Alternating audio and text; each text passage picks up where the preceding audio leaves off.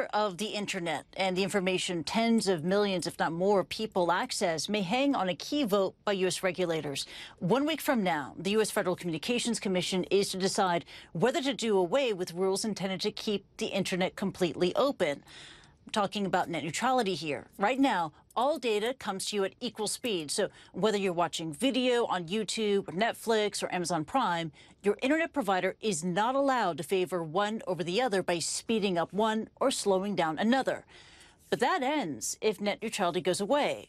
Netflix will be able to pay for a fast lane to your home, which is great for you if you use Netflix, but not if you use one of their competitors, and not great for you if you have to pay extra for it. Joining me now is Nicholas Thompson, editor-in-chief at Wired. He's in New York. He joins us now. Nick, welcome back. Good to see you. It's been a while since we talked about net neutrality, so remind us, as digital consumers, why should we care about net neutrality?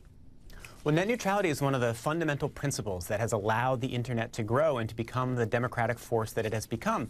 We've had some form of net neutrality regulation since the beginning of the internet, or even since before what we know of as the internet, and that is likely to be stripped away, or the process of stripping it away will move along next week. So what that means is that for a long time you've had a guarantee that if you start a website or you start some kind of system, people will be able to get to it.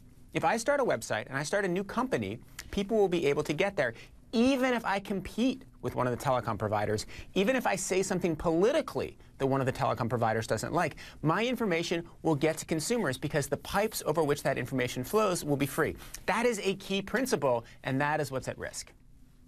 Okay, so the FCC vote on net neutrality is taking place next week. It is expected to pass. If that happens, and if there's no legal challenge, what would a world without net neutrality really mean for us? Well, first off, there definitely will be a legal challenge, and there are many legal scholars who think that the FCC has so overstepped precedent that a legal challenge could be successful. So that will begin immediately after the vote. But if indeed these regulations are stripped away, as the FCC wants, we don't know what will happen. The telecom providers, and there's a very small number of them in this country, which is one of the problems, have said, oh, we're not going to do anything bad. We wouldn't harm consumers. We wouldn't harm internet freedom. Just trust us. Let us be. It's possible they will behave well and we won't have big problems. It's more likely that they will start setting up tiers, that they will start to charge us in strange ways, and they may start to block content that they don't like because it competes with their own services or because they don't like it another way.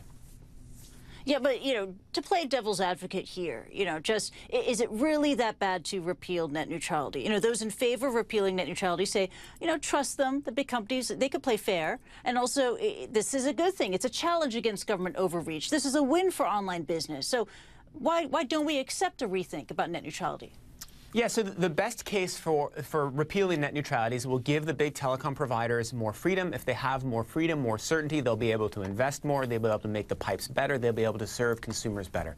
The reason not to trust them is that the history of large corporations that have monopoly powers, that aren't closely regulated, with huge amounts of influence over civic discourse, is not great in the United States. And in fact, when net neutrality regulations, we've been going back and forth in the courts for a long time, whenever it seems to lapse a little bit, the companies say, oh, a little more freedom, I'm going to do something that is not in the consumer's interest. So we don't know for sure, and maybe it won't be as apocalyptic as it seems, but my strong instinct is that this will be a step back from what allowed the internet to flourish and made it such a great force of individuality and freedom in this country.